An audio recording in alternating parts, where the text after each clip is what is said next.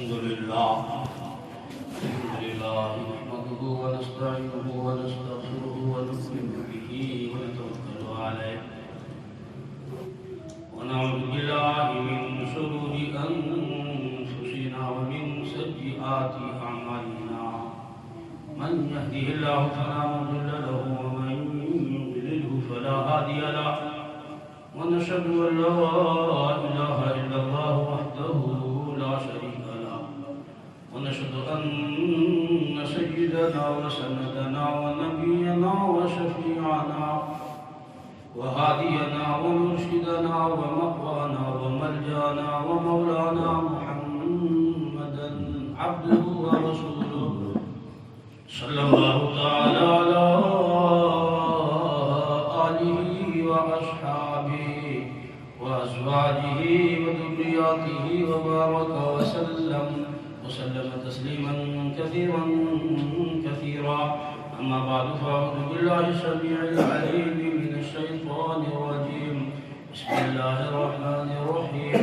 ألا إن أولياء الله لا خوف عليهم ولا هم يحزنون الذين آمنوا وكانوا يتقون لهم البشرى في الحياة الدنيا وفي الآخرة لا تبديل لكلمات الله ذلك هو الفوز العظيم.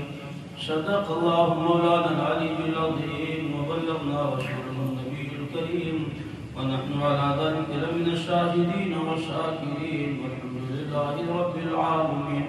اللهم صل على سيدنا محمد وعلى آل سيدنا محمد وبارك وسلم. اللهم صل على سيدنا محمد وعلى آل سيدنا محمد وبارك وسلم. اللهم صل على سيدنا محمد وعلى آل سيدنا محمد وبارك وسلم. گزشتہ کچھ جمعوں سے قرآن کریم کا 11واں سپارہ سورۃ یونس کی یہ 2 آیتوں کا مفہوم عرض کر رہا تھا اور بتلایا یہ تھا کہ پروردگار عالم نے ان آیتوں میں ایک ایسے گروہ کا ذکر فرمایا، ایک ایسی جماعت کی شناخت بتلائی، ایسے لوگوں کی پہچان کرائی ہے جن کو ہماری زبان میں اولیاء کرام رحمہم اللہ اجمعین کہتے ہیں. پھر یاد دلایا آپ کو، بتلایا تھا کہ ولی کا لفظی ترجمہ تو صرف دوست کے ہوتے ہیں اور ولی اللہ کا معنی اللہ کا دوست ہوتا ہے. اور یہ بھی آپ کو سمجھایا تھا کہ انسان جتنے چاہے کرامات دکھا دے اس سے کوئی ولی نہیں بنتا ہے. جو بندہ جتنا زیادہ سنت اور شریعت کا تابعدار ہوگا اتنا ہی ولایت میں ان کا مقام بلند ہوگا. سنت پر عمل کیے بغیر ولایت ہو ہی نہیں سکتی. کیوں؟ سرکار دو جہاں حضرت محمد الرسول اللہ صلی اللہ علیہ وسلم کے صدقے میں تو ولایت ملتی ہے. تو پھر حضور چاہتے، اللہ تبارک تعالیٰ نے ایسا اختیار دیا تھا ان کو کہ جتنے یہ مخالفین تھے یعنی دشمن تھے، جتنے آپ کے ناقدین تھے، آپ صلی اللہ علیہ وسلم ان کو طرح طرح کے معجزات سے قائل کر دیتے اور یہ مجبور ہو جاتے کلمہ پڑھنے پر. ابو جہل کو ایک پہاڑ سونے کا دے دیتے، عتبہ کو دیتے، شیبہ کو دیتے، ولید ابن مغیرہ کو دیتے. یہ لوگ تو وہی چاہتے تھے، اسی کے پجاری تھے، کسی کو اور کسی کو کچھ. لیکن قرآن نے اعلان کیا لا اکراہ فی الدین، دین میں زبردستی نہیں ہے. اس بنیاد پر کرامتوں کا دین کے اندر کوئی حیثیت نہیں، کوئی حقیقت نہیں ہے. یہ لکھ لو آپ، آدمی ولی ہو اور اس سے کسی کرامت کا ظاہر ہونا ضروری ہے. ایک بزرگ تھے، دعائیں مانگتے تھے اللہ سے، کچھ امید لگا کر تہجد میں رو رو کر اٹھ کر کے اللہ سے. اللہ کے ولی تھے، ان کی دعائیں قبول نہیں ہوتی تھی. ایک مرتبہ اللہ پاک کی زیارت ہوئی. سوچو کتنا بڑا مقام ہوگا اللہ کے یہاں. اللہ پاک کی زیارت ہوئی خواب میں. تو اللہ سے پوچھ لیا میرے پروردگار میں کافی عرصے سے، آج تو اول ہمیں دعا کی توفیق نہیں ہوتی، ہمیں تو دعاؤں کی توفیق ہوتی نہیں، اور اگر ہو بھی گئی نا تو ہماری دعائیں پھس پھسی، 1 منٹ کی، 2 منٹ کی، آدھی منٹ کی، رٹی رٹائی، وہی ربنا ربنا ربنا رٹی رٹائی. لیکن جو ضرورت ہے ہم کو، جو تقاضا ہے ہمارا، جو پرابلم ہے، ہم دل کی مراد اور تمنا بنا کر کے نہیں مانگ پاتے، توفیق بھی نہیں ہوتی. پھر ہم پرچیاں اور چیٹیاں لکھ لکھ کر کے بھیجتے رہتے ہیں کہ امام صاحب ذرا دعا کر دینا ہمارے بچے کے، اللہ مغفرت کر دے، فلاں بیمار ہے اللہ اس کو شفا دے دے، فلاں پریشان ہے اس کی پریشانی دور کر. چلو یہ بات آگے، یہ بھی مسئلہ سمجھا دوں آپ کو. یہ جو نمازوں کے بعد دعاؤں کا اعلان ہوتا ہے نا، کان کھول کے سن لو، میں جو ہے اپنی طرف سے یہ نہیں کر رہا ہوں، یہ صرف اعلان ہوتا ہے، معلومات ہوتی ہے لوگوں کو کہ فلاں بندہ بیمار ہے، دعا کوئی نہیں کرتا. یہ جتنے اعلان ہوتے ہیں نا، یہ صرف اعلان ہوتا ہے، لوگوں کو پتہ چل جاتا ہے، لوگوں کو معلومات حاصل ہوتی ہے، لیکن دعا کوئی کسی کے لیے نہیں کرتا. اور وہ کیوں کرے؟ تمہارا قرضہ کھایا ہے وہ؟ دعا کیوں کرے؟ کون کرے؟ تمہارا کوئی قرضہ کھا کے نہیں ہے، تمہارا کوئی غلام تو نہیں ہے نا. اس لیے حضرت حکیم شاہ اختر رحمت اللہ علیہ، اللہ کے بہت بڑے ولی، بہت 17 سال کی عمر میں اپنے آپ کو شیخ کے حوالے کر دیا. بھری جوانی میں حضرت فرماتے ابھی مجھوں کے میرے بال نہیں آئے تھے بے وقوف، تب میں نے اپنی زندگی اپنے شیخ کے حوالے کیا تھا. حضرت حکیم صاحب لکھتے ہیں کہ دیکھو دعائیں 2 رقم کی ہوتی ہے، ایک ہوتا دعا کرانا اور ایک ہوتا دعا لینا. دونوں میں زمین آسمان کا فرق ہے. یوں فرما، ایک تو یہ ہوتا ہے کہ ہم کسی کو کہیں دعا کرو میرے لیے، میرا بچہ بیمار ہے، میری فلاں پریشانی ہے، یہ ہے وہ. یہ ہوتا ہے دعا کرانا، اور کرتا کوئی نہیں ہے دعا، کسی کے لیے بھی نہیں، کوئی کسی کے لیے نہیں روتا، کوئی کسی کے لیے آہیں نہیں بھرتا، سسکیاں اور ہچکیاں اپنے لیے نہیں رو رہا ہے، تمہارے لیے کیوں روئے گا وہ. ایک ہوتا ہے نیک لوگوں سے، اللہ والوں سے دعائیں لینا، یہ کروانا نہیں دینا. اللہ والوں سے تعلقات پیدا کرو، جسے آپ نیک سمجھتے ہو، جسے آپ اچھا سمجھتے ہو، جس کو آپ اللہ کا نیک بندہ سمجھتے ہو نا، آپ کو پتا ہے یہ بندہ تہجد میں اٹھتا ہے، روتا ہے، ان سے دلی تعلق پیدا کرنا، محبت کرنا، اپنی محبت کا اظہار کرنا، ان کی خدمت کرنا، ان کی دعاؤں میں اپنے آپ کو شامل کرانے کے لیے اپنے آپ کو پیش کرنا. تو ہوتا یہ ہے کہ آپ کو کہنے کی نوبت نہیں آتی ہے. جب وہ بندہ آپ سے دلی تعلق اور محبت کر لیتا ہے تو ایٹومیٹک رات کی تہجد میں یاد آتے فلاں صاحب نے دعا کے لکھا، اللہ ان کا بھلا کر دے، اللہ ان کا بھلا کر دے. سفیان ثوری رحمۃ اللہ علیہ فرماتے ہیں ہم 3 دوست تھے، مدرسے میں پڑھتے تھے، بڑی پریشانی تھی، بڑی تکلیف تھی، کئی دن کا فاتح، کئی دن کا فاتح، حدیث پڑھتے تھے، اللہ کرتے تھے، ذکر کرتے تھے، مراقبہ کرتے تھے. حضور نے خواب میں بادشاہ کیا کہا، میرے 3 دوست مسجد میں پڑے رہتے ہیں، وہ بھوکے رہتے ہیں، ان کا کوئی گھر نہیں تھا، ان کا کوئی اپنا کاروبار نہیں تھا، کوئی مشغلہ نہیں تھا، کچھ بھی نہیں تھا، مسجد میں پڑے رہتے، اللہ کرتے، حدیث پڑھتے تھے. تو اللہ کے نبی نے بادشاہ کو خواب، میرے 3 دوست ہیں مسجد میں پڑے رہتے ہیں، بھوکے رہتے ہیں، پیاسے رہتے ہیں، ارے تم خود محلوں میں گھومتے ہو، کھاتے ہو، پیتے ہو، اور میرے دوست کا کھانے کا بندوبست خیال نہیں کرتے. ہر مہینے سفیان ثوری رحمۃ اللہ علیہ کی ذات پر بادشاہ اس زمانے میں 500 درہم خرچ کرتا تھا. ہر مہینے 500 درہم وہ بادشاہ سفیان ثوری رحمۃ اللہ علیہ کی ذات پر خرچ کرتا تھا. اس کا انتقال ہو گیا. کسی نے خواب میں دیکھا، حضور کیا ہوا آپ کے ساتھ، کیا معاملہ ہوا؟ کہا کہ سفیان ثوری کے سجدے کی دعائیں اور ان کا رونا دھونے اللہ تبارک تعالیٰ نے میری مغفرت فرمائی. تو ایک ہوتا دعا کرانا اور ایک ہوتا دعا لینا. جس سے صاحب کچھ لینا ہونا، ہم تو بڑے ہوشیار ہیں. کسی تو کوئی قرضہ لینا ہو، ادھار لینا ہو، کوئی کام کرانا، ہم کو تو پتہ ہے ہماری ہوشیاری ہے، ہم کیا ہمیں تعریف کرتے ہیں. تو دعا بھی ایک ہوتا کرانا، ایک ہوتا دعا لینا. تو بات یہ عرض کر رہا تھا کہ سنت اور شریعت کے تابعداری کے بغیر ولایت ہو ہی نہیں سکتی. ولایت حضور کی سنت کی تابعداری اور غلامی سے ملتی ہے، کرامتیں دکھانے سے نہیں. میں نے آپ کو بتایا تھا بے شمار ولی ہیں جن سے ایک کرامت صادر نہیں، ساری زندگی وہ اللہ اللہ کرنے میں گزار دیا.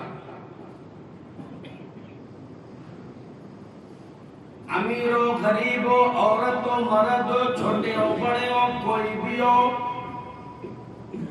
ساری کی ساری زندگی قرآن و سنت کی روشنی میں معلومات کر کے اس کے مطابق گزار دی ہے. اتنا پرہیزگار ہوتا ہے ولی. مولانا مظفر حسین کاندلی رحمت اللہ علیہ کاندلے سے دلی جانا چاہتی ہے. سواری کوئی نہیں، موٹر کار، ہوائی جہاز کا انتظام نہیں. ایک اونٹ والے کو بات کر لیا، مجھے دلی جانا چاہتا ہوں، مجھے دلی پہنچا ڈالو. معاملہ طے ہو گیا، یہ میرا سامان ہے، میں خود اس پر سوار ہوں گا. اونٹ والا کہنے لگا مولانا ٹھہر جاؤ، میں ایک کپ چائے پی کر کے آ جاتا ہوں. اتنے میں ایک آدمی آیا اور آ کر کہنے لگا حضرت دلی میں میرا فلاں دوست رہتا ہے، اس کو ایک رکا، ایک چٹھی، ایک خط پہنچانا ہے. آپ دلی جا رہے ہو، اللہ تبارک تعالیٰ آپ کا بھلا کرے، میرا یہ کاغذ کا ٹکڑا دلی پہنچا دو. مولانا فرمانے لگے ٹھہر جاؤ، اونٹ والا ابھی آئے گا. میں نے اس کو اپنا سامان بتا دیا، میں نے اس کو اپنا سامان دکھا دیا. میں اس سے پوچھوں گا جتنا سامان میں نے اس کو اپنا بتلا دیا، یہ اس سے زیادہ کاغذ کے ایک پرزے کا وزن رکھنے کی اجازت دیتا ہے کہ نہیں؟ اگر اس کی اجازت کے بغیر میں اپنی جیب میں کاغذ کے ایک پرزے کا وزن رکھ لیا، بے ایمانی ہوگی.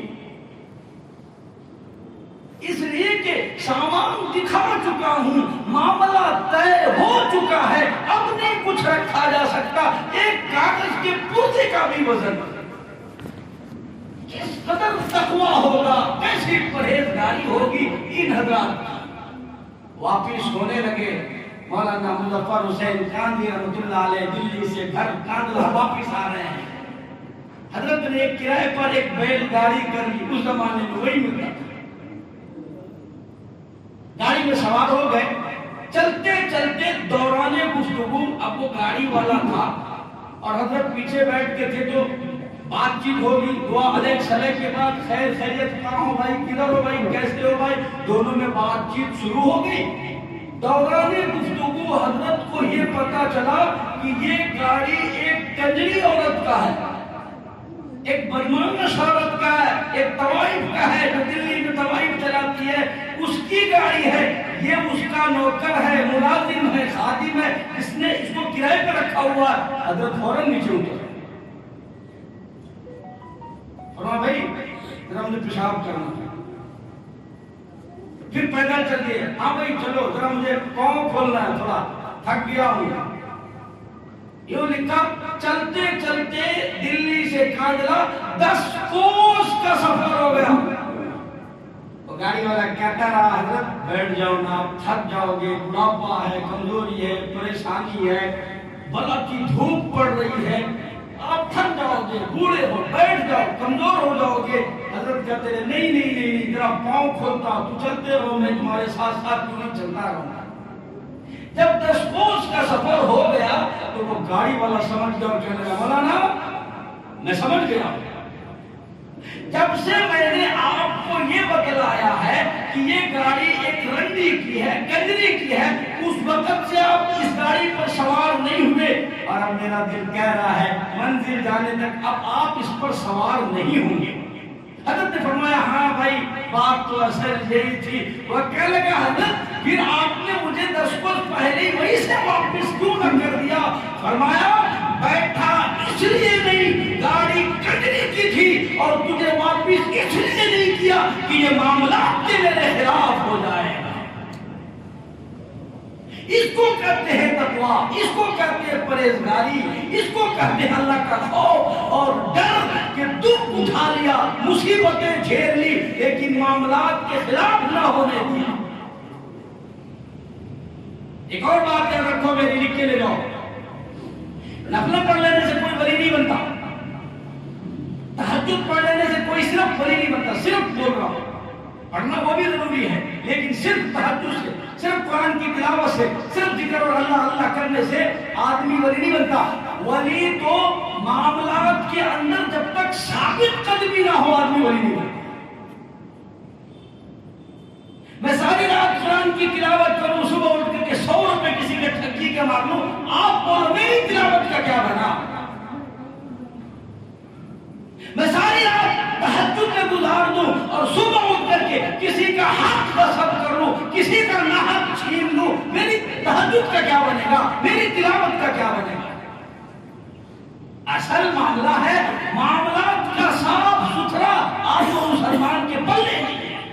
نیتیں اس کی گندے، اعمال گندے، اخلاق گندے، ظاہر گندا، باطن گندا. آج تمہارا کچن گندا، کچن میں رکھے ہوئے اب پاؤڈر کے نمک کا ڈبہ گندا، کھانے کا برتن گندا، ساری چیزیں تو گندی ہے. دل صاف ہوا کب ہمارا؟ جس محلے میں چلے جاؤ گندگی مل جائے سمجھ جاؤ مسلمان ہوا. تو معاملات کی صفائی پروردگار عالم جل شانہ نے اللہ اپنے نیک بندوں کو ایسی توفیق عطا فرماتا ہے، معاملات کے اندر وہ نہایت صفائی ستھرائی رکھتی ہے. بغداد میں امام اعظم ابو حنیفہ رحمۃ اللہ علیہ کو کسی نے دیکھا، بغداد میں زبردست لو چل رہا ہے، دھوپ پڑ رہی ہے، دوپہر کا وقت ہے، لوگ دھوپ کی وجہ سے پریشان ہے، جانور دھوپ کی وجہ سے پریشان ہے. ایک بہت بڑا مکان ہے، ایک بہت بڑا مکان کا سایہ ہے، لوگ اس میں آرام کر رہے ہیں، جانور اس میں آرام کر رہے ہیں. کسی نے دیکھا اللہ والا دھوپ میں کھڑا ہے، واقف آدمی گیا، پہچان لیا، فرمانے لگے حضرت یہ بلا کی دھوپ پڑ رہی ہے، پسینے میں شرابور ہو، کپڑے بھیگ گئے، لو چل رہی ہے، سخت ترین دن ہے، دوپہر کا وقت ہے، اس سائے میں جانور آرام کر رہے ہیں، لوگ آرام کر رہے ہیں، آپ دھوپ میں کیوں کھڑے ہو؟ آپ سائے میں آ جاؤ. حضرت فرمانے لگے نانا جس کے مکان کا یہ سایہ ہے، جس کے مکان کی یہ چھاؤں ہے، جس کے مکان کی یہ چھت ہے، میں نے اس مکان والے سے اپنا قرضہ وصول کرنا ہے، اپنا قرضہ لینا ہے. ڈرتا ہوں اس کے کسی چیز سے بھی فائدہ اٹھایا سود نہ ہو جائے.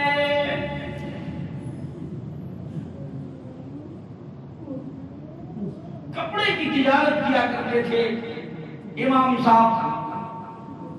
ایک مرتبہ کسی تھان میں کوئی نقص تھا، کسی پیس میں، کپڑے کے کسی پیس میں نقص تھا. حضرت نے فرمایا کہ جب اس گٹھلی کا سودا کرو گے تو وہ نقص بتا دینا، گاہک کو دکھا دینا، بتا دینا، دھوکہ نہیں کرنا. من غش فلیس منا، جو دھوکہ دے وہ ہم مسلمانوں میں سے نہیں نا. اوپر سے پالش پاؤڈر مار کر کے اندر سڑا ہوا مال نہیں بیچنا، سڑے ہوئے سیب چھپا کر کے چمکدار کو سامنے رکھ کے نہیں بیچنا.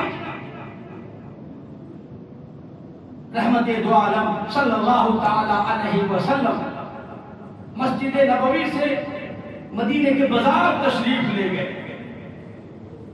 بازار لگنے سے پہلے ہلکی ہلکی تھوڑی تھوڑی بوندا بوندی بارش ہوئی. آپ صلی اللہ علیہ وسلم کو کچھ ڈاؤٹ ہو گیا، ہلکی پھلکی بارش ہوئی تھی، آپ صلی اللہ علیہ وسلم کو کچھ ڈاؤٹ ہو گیا، کچھ آپ کے دل میں بات ہے. آپ بازار چلے گئے، آپ بازار جا کر کے سارے دکانداروں کے دکان کا معائنہ کرنے لگے. تو ایک جگہ ایک گندم گیہوں بیچنے والی کی دکان دیکھی آپ نے، وہ بھی گیہوں بیچ رہا اور لگا رہا. تو آپ صلی اللہ علیہ وسلم اس کے پاس گئے اور گیہوں کا ریٹ اور بھاؤ پوچھا.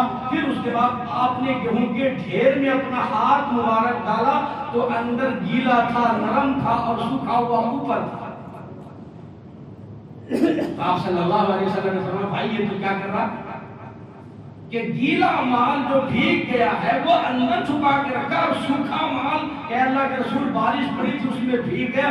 ٹھیک ہے بارش پڑی بھیگ گیا، لیکن بھیگا ہوا مال اوپر رکھو نا، کسٹمر کو دکھاؤ، گاہک کو دکھاؤ کہ بھائی گندم بھیگ گیا. اور آپ نے فرمایا کہ اس طرح سے جو بیچے گا فلیس منا، وہ میری امت سے خارج ہو جائے. چنانچہ سیدنا عمر فاروق رضی اللہ تعالیٰ عنہ کا زمانہ اور دور آیا تو آپ نے مدینے کے پورے بازار میں اعلان کرایا، لکھ کے لے جاؤ مسلمانوں کام آئے گی. اعلان فرمایا لوگوں لا یبیع فی سوقنا من لم یتفقہ فی الدین، او کما قال علیہ الصلوۃ والسلام. جس کو خرید و فروخت کا مسئلہ معلوم نہ ہو اور وہ خرید و فروخت کے مسائل نہ سیکھا ہو، مدینے کے بازار میں کسی کو بھی ایسے لوگوں کو دکان کھولنے کی قطعی اجازت نہیں ہے. یہ عمر فاروق کا آرڈر ہے. جس کو دکان کھولنا ہو پہلے وہ دکان کا مسئلہ معلوم کرے، شریعت سیکھے اور وہ نبی کا طریقہ سیکھے. نبی کا طریقہ سیکھے بغیر لا یبیع فی سوقنا، نہ وہ میری مارکیٹ میں خرید و فروخت کر سکتا ہے نہ وہ دکان کر سکتا ہے. اس کی دکان میں بند کرا دوں گا. امام صاحب بتا کر چلے گئے.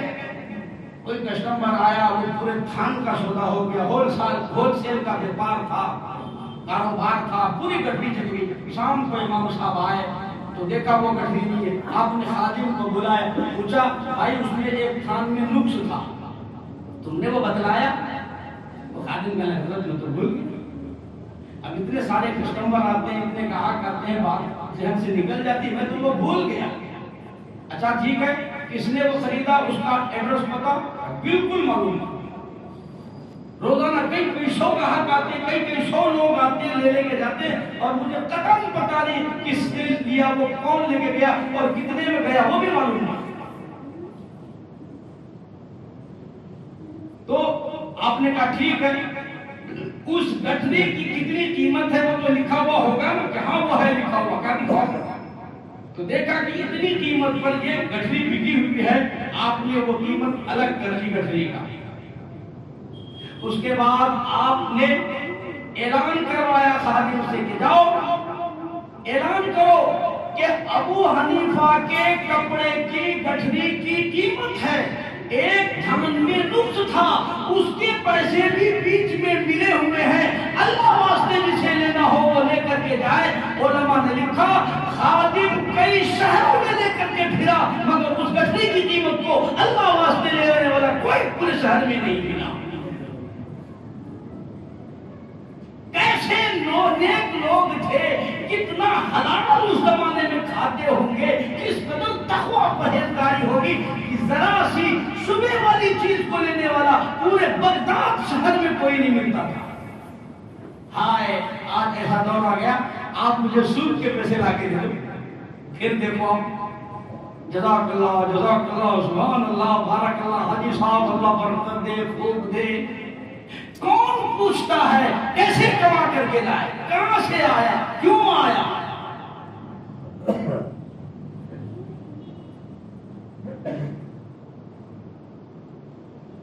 پروردگار عالم جل شانہ نے فرما دیا الا ان اولیاء اللہ لا خوف علیہم ولا هم یحزنون. خبردار وہ لوگ جو اللہ کے دوست ہوتے ہیں ان کو دنیا و آخرت میں کوئی حزن و ملال نہیں، کوئی غم نہیں، کوئی پریشانی نہیں. ان کی پہچان یہ ہے، فرمایا الذین آمنوا وکانوا یتقون. ولی کی سب سے بڑی علامت یہ ہے وہ خود ایماندار ہوتا ہے، بڑا زبردست پرہیزگار متقی ہوتا ہے، وہ تو اتنا بڑا پرہیزگار بنتا ہے. علماء کرام نے لکھا ہے آج کوئی پوچھنے کے لیے تیار نہیں، حلال کمائی ہوئی یا حرام کی ہوئی، جائز ہوئی یا ناجائز ہوئی. اللہ فرماتے ہیں میرے بندے قل اللہ یحییکم ثم یمیتکم ثم یجمعکم الی یوم القیامت لا ریب فیہ۔ او امیرو، او سفیرو، او زمیندارو، او بڑے بڑے چودھریو، او بڑے بڑے بادشاہو، میرا دربار بڑا مہنگا ہے، میرا دربار بڑا سخت ہے، جب تم آؤ گے تو قل اللہ یحییکم، میں نے تمہیں زندگی دی، یہ نعمت میں نے عطا کی، یہ بنگلے، یہ کوٹھی، یہ عالی شان بنگلہ، یہ عالی شان گاڑیاں تمہیں میں نے عطا کی۔ تمہارے باپ کے پلے تو ایک سائیکل نہیں تھی، یہ کاروبار، یہ حسن و جمال، یہ طرح طرح کی نعمتیں میں نے عطا کی۔ ثم یمیتکم، میں تمہیں برباد کر دوں گا، ثم یجمعکم الی یوم القیامت لا ریب فیہ، پھر مجھے اپنی کبریائی کی قسم تم سب کو اپنے سامنے کھڑا کر کے ایک ایک سانس کا حساب لوں گا۔ آج تو معلوم نہیں میرے تیرے دل کو کیا ہو گیا، ہمارے دماغ کو کیا ہو گیا، ہماری سمجھ کو کیا ہوا۔ خدا کی قسم ایک ولی کی بات سناؤ حیران ہو جاؤ گے۔ خواجہ قطب الدین بختیار کاکی سبکت رحمت اللہ علیہ دلی میں بہت بڑے ولایت کے منصب پہ فائز ہیں۔ موت تو پیروں کی بھی آتی ہے، موت تو مولویوں کی بھی آتی ہے، موت تو صدروں کی بھی آ جاتی ہے۔ میں نے سنا ہے بادشاہوں کے بنگلے بھی سنسان ہو جاتی ہے، میں نے سنا ہے بڑے بڑے زمینداروں کے بنگلے اور کوٹھیاں بھی ویران ہو جاتی ہے۔ خواجہ قطب الدین بختیار کاکی رحمت اللہ علیہ کا آخری وقت آیا، وصیت نامہ لکھ ماری، شرائط نامہ لکھ دیا، فرمایا او لوگو جب میرا انتقال ہو جائے، میری نماز جنازہ پڑھانے کے لیے ہر کوئی میرے مصلی پہ کھڑا نہیں ہو سکتا، ہر بندہ میری جنازے کی نماز نہیں پڑھا سکتا، ہر کوئی میرے مصلی پہ کھڑا نہ ہو، میری نماز جنازہ صرف وہ آدمی پڑھا سکتا ہو جس میں 4 شرطیں پائی جاتی ہو۔ فرمایا وہ لوگوں پہلی شرط یہ ہے جب سے اس نے ہوش سنبھالا ہو، جب سے وہ جوان ہوا ہو، جب سے وہ بالغ ہوا ہو، جب سے اس پر نماز فرض ہوئی ہو، میری نماز جنازہ کے وقت تک ساری زندگی میں، ساری عمر میں کبھی بھی کسی حال میں بھی ایک دن کی بھی ایک نماز بھی جماعت کے بغیر نہ ہوئی ہو۔ سفر میں ہو، حضر میں ہو، گھر میں ہو، دکان میں ہو، فیکٹری میں ہو، کارخانے میں ہو، کاموں میں ہو، سردی گرمی کیوں نہ ہو، دکھ پریشانی کیوں نہ ہو، ساری زندگی میں، ساری عمر میں ایک دن کی بھی ایک نماز بھی جماعت کے بغیر نہ ہوئی ہو، اس لیے کہ جماعت کی نماز کو خاص دخل ہے ولایت کے ساتھ۔ جو جماعت کی نماز نہیں پڑھتا اللہ کی ذمہ داری نہیں ہے، تکبیر اولا کے ساتھ کبھی بھی اس کی کوئی نماز قضا نہ ہوئی ہو۔ سبحان اللہ، اس زمانے میں ایسے لوگ مل جایا کرتے تھے۔ آج اگر آپ لکھ کے رکھو گے نا تو انشاءاللہ بغیر جنازے کے تو جانا پڑے گا، پڑھانے والا کوئی نہیں۔ سوچ لو ذرا، ہم نہیں پڑھتے تو دوسرا کون پابندی کرے گا؟ ہم بھی تو پڑھیں پہلے تبھی تو دوسرے کو کہہ سکتے ہیں نا۔ لیکن اس زمانے میں ایسے لوگ مل جاتے تھے۔ امام اعظم ابو حنیفہ رحمۃ اللہ علیہ کے واقعات میں لکھا 40 برس تک عشاء کے وضو سے فجر کی نماز پڑھی اور 40 برس تک کبھی بھی تکبیر اولا فوت نہیں ہوئی۔ ایسے لوگ علامہ ایوب تختانی رحمۃ اللہ علیہ کے واقعات میں فضائل اعمال میں لکھا ہوا ساری زندگی میں، ساری عمر میں ایک دن ایک رکعت نماز ان کی چھوٹ گئی، وہ بھی ماں بڑی سخت بیمار تھی، اس کو دوا پلانے میں دیر ہو گئی، ساری زندگی رویا کرتے تھے ہائے میری زندگی کی ایک نماز ایک رکعت جماعت کے بغیر ہو گئی۔ آج ہمیں جماعت کی پرواہ نہیں۔ جماعت بہت بڑی شے ہے، میں نے بتلایا عبداللہ ابن ام مکتوم رضی اللہ تعالی عنہ آنکھوں سے معذور ہے، مجبور مجبور ہیں، دور سے نماز کے لیے تشریف لاتی ہے، دربار رسالت میں حاضر ہوئے، عرض کیا او میرے آقا او میرے محبوب، میں آنکھوں سے معذور ہوں، مجبور ہوں، نماز کے لیے آتا ہوں، ٹکر لگ جاتی ہے، ٹھوکر لگ جاتی ہے، اجازت دے دو میں گھر میں نماز پڑھ لیا کروں۔ یہ جتنے لوگ مسجد نہیں آتے ہیں شاید یہ بھی آنکھوں سے معذور ہیں، اللہ جانے، پاؤں سے معذور ہیں، آتے نہیں مسجد کو، حاضری نہیں دیتے، پھر اپنے آپ کا مسلمان بھی سمجھتے صاحب اب مسلمان جنت ہماری ہے۔ رحمت اللہ صلی اللہ علیہ وسلم نے فرمایا کہ عبداللہ ہاں تو معذور ہے، تو گھر میں نماز پڑھ لیا کر۔ ابھی وہ پوچھ کر 10 قدم دی گئے، جبریل امین تشریف لائے، یا رسول اللہ صلی اللہ علیہ وسلم آپ نے عبداللہ ابن مکتوم کو گھر میں نماز کی اجازت دے دی، حالانکہ ایسے مجبور لوگوں کی وجہ سے، معذور لوگوں کی وجہ سے مسجد میں دوسروں کی نماز قبول کی جاتی ہے، ایسے لوگوں کی وجہ سے تو دوسروں کی نماز مقبول ہوتی ہے، آپ نے اسے گھر میں کیوں اجازت دے دی؟ واپس بلایا، عبداللہ اذان سنتا، جی ہاں یا رسول اللہ، فرمایا پھر تو تجھے مسجد میں آنا ہی پڑے گا، معذور کو بھی آنا پڑے گا، مجبور کو بھی آنا پڑے گا۔ آج ہم جماعت کی نماز کو کیا پڑھیں گے؟ روزانہ رکعتیں چھوٹتی ہے، روزانہ جماعت چھوٹتی، روزانہ رکعت چھوٹتی ہے، سلام پھیرنے کے بعد دعا مانگنے کے بعد سارے پہلی سب دوسری سب تیسری سب والے پورے کھڑے ہوتے ہیں، اب جانے کے لیے جگہ ہی نہیں ہے۔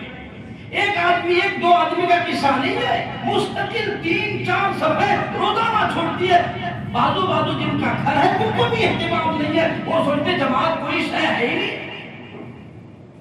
ارشاد فرمایا مدنی کریم صلی اللہ تعالی علیہ وسلم نے جس نے 40 دن تک تکبیر اولا کے ساتھ، اہتمام کے ساتھ، پابندی کے ساتھ نماز جماعت کی ادا کرے گا، پروردگار عالم جل شانہ نے وعدہ فرمایا اللہ پاک اس کو 2 انعام عطا فرمائے گا۔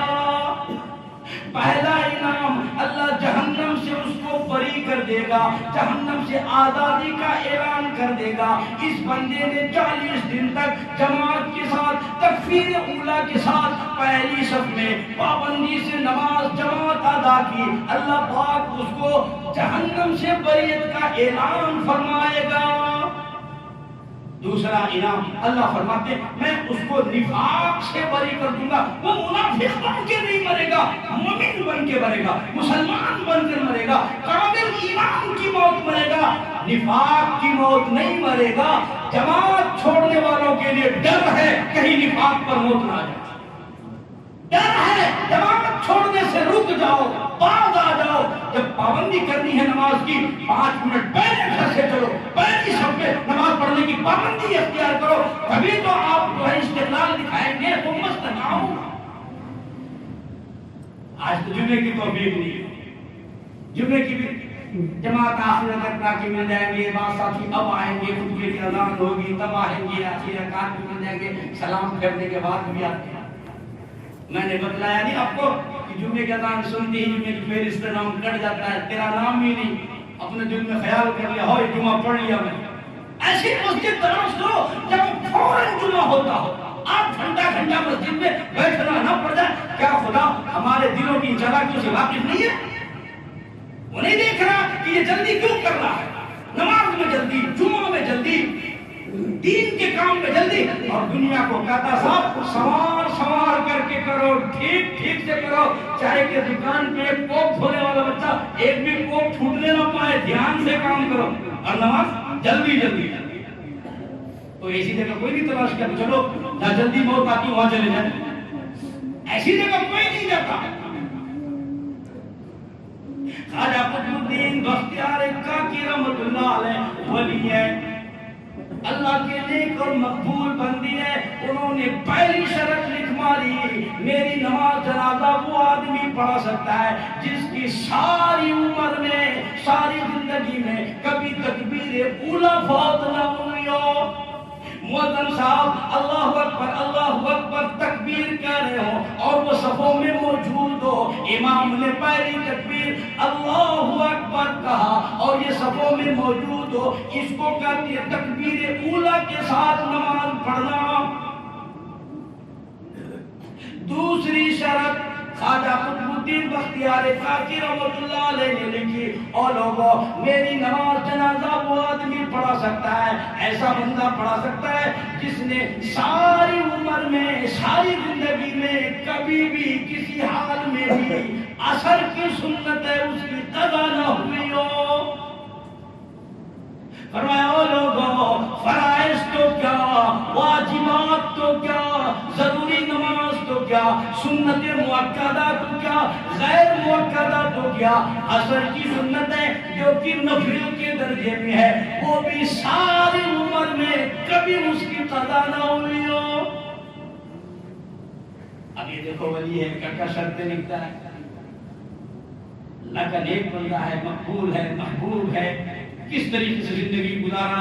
ہمارے یہاں میں اگر بولتا ہوں تو ہمارے دوست بہت ناراض ہو جاتے ہیں، ہم اس کو پیر مانتے ہیں، تبلے والا پیر، ہارمونیم والا پیر، ڈونکا والا پیر، جھمکا والا پیر، زلفوں والا پیر، مگرمچھ والا پیر۔ ابھی ہمارے بہت سارے دوستوں کو برا لگتا ہے، میں پیروں کی بات کر رہا ہوں، ڈھونگیوں کی نہیں۔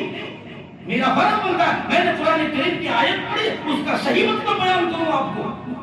ان لوگوں کی میں تعریف نہیں کر سکتا جنہوں نے سنت اور شریعت کو بدنام کیا ہے۔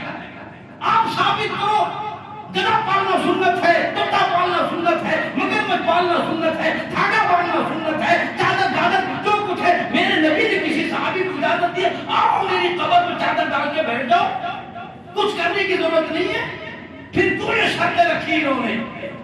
فرمایا لوگوں فرائض تو کیا، واجبات تو کیا، ضروری نماز جو نفل کے درجے میں ہے وہ بھی اس سے پوری زندگی میں کبھی قضا نہ ہوئی ہو۔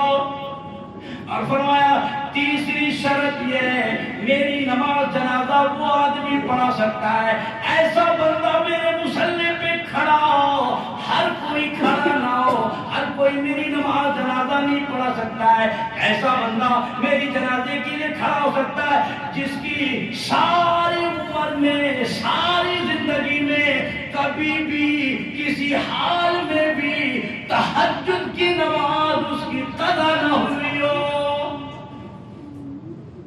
اس لیے کہ تہجد کی نماز کو خاص دخل ہے ولایت کے ساتھ۔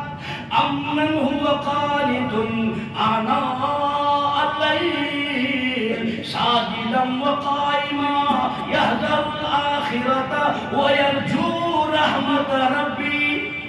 ساری رات اللہ کے حضور میں گزار دیں، ساری رات سجدوں میں گزار دیں، ساری رات تلاوت میں گزار دیں۔ اور فرمایا لوگوں تہجد ولی کیوں نہ پڑھے، اللہ نبی کو حکم دے رہا ہے یا ایھا المزمل قم اللیل الا قلیلا نصفہ او انقص منہ قلیلا۔ او کالی کملی اوڑھنے والے اٹھو، آدھی رات کو اٹھ کر میرے سامنے کھڑے ہو کر قرآن کی تلاوت کرو۔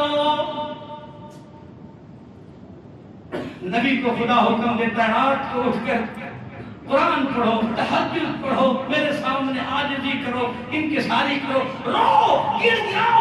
ساری رات میرا برابر تہجد میں گزارتا تھا۔ ولیوں کو دیکھو ساری رات تہجد میں ان کی گزرتی ہے۔ ہمارے زمانے کے پیروں سے ذرا پوچھو، پیر صاحب نماز نہیں پڑھتے؟ انہوں نے کہا میں مدینے پڑھ کے آتا ہوں۔ ایک جگہ ایک پیر صاحب ملے، یہ نجی واقعہ اس لیے کہ صاحب نماز ہی نہیں پڑھتا ہوں۔